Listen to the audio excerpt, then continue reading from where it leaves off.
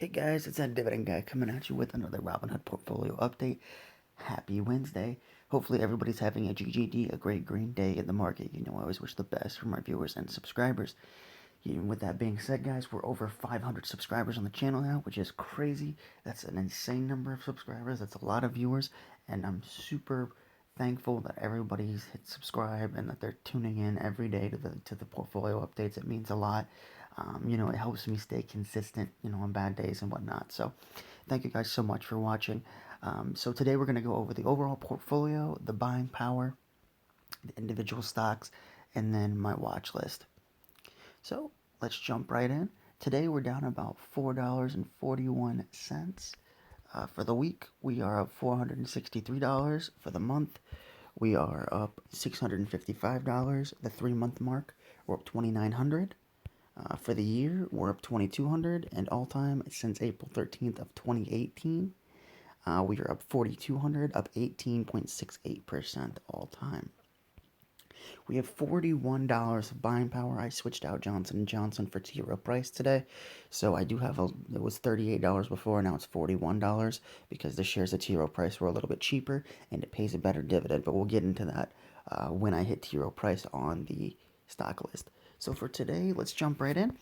Realty Income, 20 shares, $1,200 of market value. Average cost is $48.45. 4.65% of the portfolio is in Realty Income. 1180 we're up today. 277.56 up 28.5% all time, and a dividend coming in on the 16th of $4.69 for Realty Income. Then we have Coca-Cola, my personal favorite stock. We have 21 shares, $1,000 of market value. Average cost is $51.39. About 3.9% of the portfolio is in Coca-Cola. We are up 21 cents today, or zero, depending. It's going to fluctuate. But we're down $35 all time, down 3.28%. Then we have FRT. We have one share, $95 of market value. Average cost is $113.40. 0.35% of the portfolio is in FRT. Up 202 today, down almost $19, down 16% on FRT. Good cost on average opportunity there on a quality REIT that is a dividend king. It's dividend king status, so I need to add some more of that as well. But that's a March stock, so I'll be buying that next month. Then we have Altria Group. We have 151 shares, $6,500 of market value. Average cost is $43.59. 24.41% of the portfolio is in Altria. That will be going down. That's one of the big goals for the portfolio this year, is to lower my exposure in the bigger positions that I bought a lot of last year. We're down $1.51 today, down $36 total. Still love Altria as a company. I know they're in a declining industry, but they have pricing power, have market share. And I do want to add more, but they're currently over, they're over allocated. So I need to focus on other positions for the set of months, being FRT and Coca-Cola and Allstate as well. Then we have AT&T. Another buying opportunity here, 126 shares, about $3,600 of market value. Average cost is $29.68. 13% of the portfolio is in AT&T, down about $12 today. Excuse me, down 145.23, down about 4%. I do apologize, guys. I'm probably going to be yawning for the next couple of days. We're working 10-hour days, 12 hours with the drive, so probably going to be a little zonked, but I'm still putting the content out there regardless.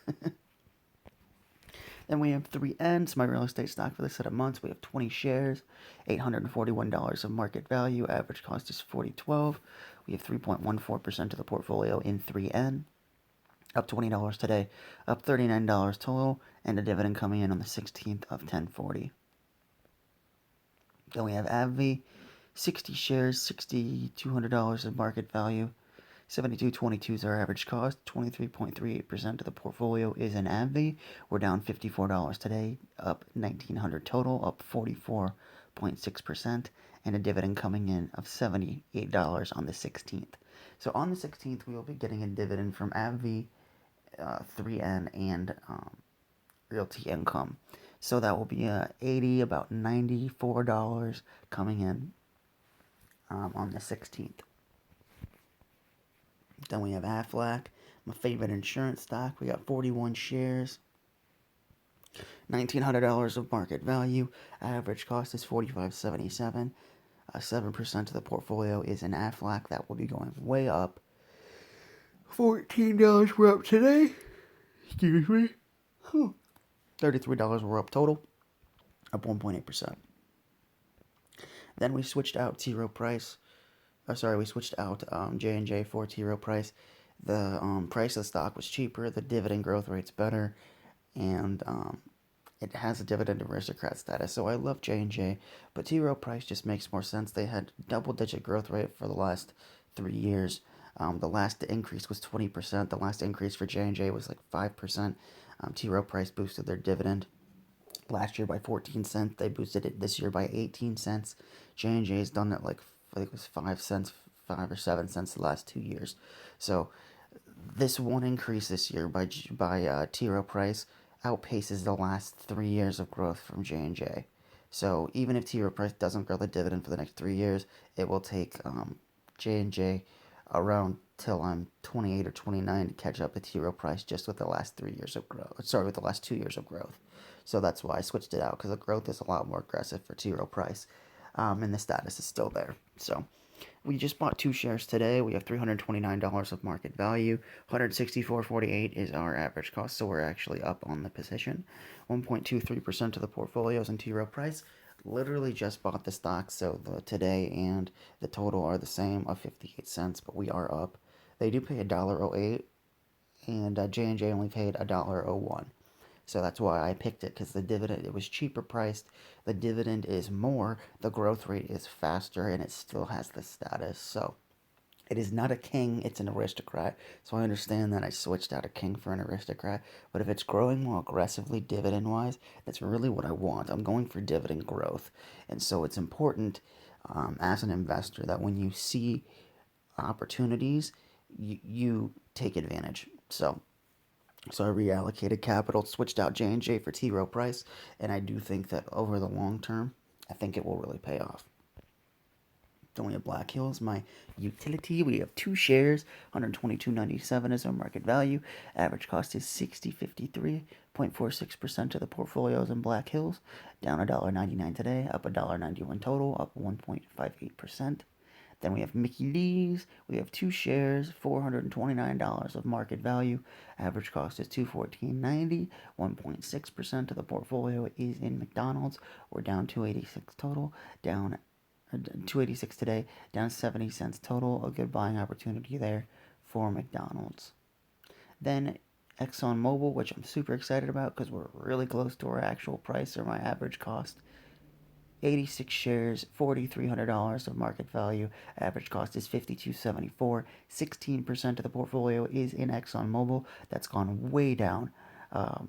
So I'm lowering my allocation, but I'm still raking in the dividend. $21 we're up today. Total we're down $160, down 3.51%, but we're close to our average cost here. So I've noticed that the price of gas has actually been going up, so it's probably really good for ExxonMobil. But guys, that rounds out the portfolio. Let's jump into the watch list. Allstate at 106. High is 125, so nearly $20 of upside. Definitely buying Allstate here at these levels. I might just end up buying Allstate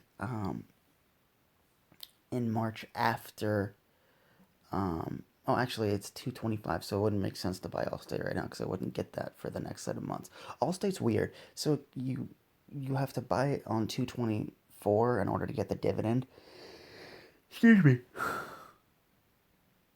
But it pays the same month as Altria, so it's kind of weird. It's set up as a 3 stock, but it's actually a 1 stock. So it's set up like it's 3, 6, 9, 12, but it's actually 1, 4, 7, 10. So it's a little weird. I'll end up buying at Allstate soon. It just throws me off, and I kind of forget that I'm supposed to buy it the month prior because it's weird. But I will allocate capital to it before the end of the year. Then we have P&G, $128. Definitely buying it there. $20 of upside. And then Berkshire Hathaway, $239. Not buying it there, $2 off of its 52-week high. I'll buy that for Christmas anyway, so I'm not worried about Berkshire. That will be on the watch list for probably another 10 months. So, not hating on Berkshire either. It's a phenomenally run company. They own Geico. They have 10 different insurance companies. They have a couple clothing brands, railroads, um, just a brake company, a flight simulator company. They have a bunch of businesses, as well as like Kraft Heinz, Apple, Coca-Cola, American Express. The Buffett stocks. I do want to own them. They're really big in insurance, which is my focus for the year. But I want to focus first on companies that will help generate income. Berkshire doesn't pay a dividend, which I don't actually have an issue with because they reallocate capital to buy full businesses or portions of businesses on the stock market. So it makes sense. They have promised that they will keep allocating our capital as shareholders if they can make more than $1 of market value for every dollar that they receive, which they have done. So as long as they keep doing that, I don't care if they pay a dividend or not. But they are sitting on a lot of cash, which is good. That means that they can do more deals. But people are starting to get irritated because they have an influx of cash and they're not paying shareholders. So there's been a lot of rumors in the past few years talking about how much money Buffett's sitting on, and arguing whether or not they should pay a dividend. That's actually a question that comes up a lot in the Berkshire annual meetings that I'm watching. Um, because they're sitting on so much cash. So we'll see. If Berkshire ever paid a dividend, that'd be great, but I don't see it happening. They use their capital um, more intently than a dividend would provide, in my opinion. So I want to focus on the insurance companies like Aflac and Allstate, and other opportunities like McDonald's or T. Rowe Price or Coca-Cola. Get that dividend income, and then I'll buy Berkshire for Christmas. It'll be my celebratory stock. Um, So with that being said, guys, thank you so much for watching my channel, that Dividend Guy. And remember to hit the subscribe button, and when you do, hit the bell notification so you don't miss any updates. I post Monday through Friday, and then I sprinkle in a couple videos here and there. I try to do a couple on the weekends, but my weekend was pretty full this past week, so I will try to get a couple videos out this weekend because I have a couple that are saved up, and just privatized. So I'll get at least excuse me, I'll get at least my private Berkshire businesses video out that I did a week ago. So I've been a little lazy on that one, but thank you guys so much for watching. Remember to hit the subscribe button, and I'll see you guys tomorrow for another Robinhood portfolio update. Take care, guys.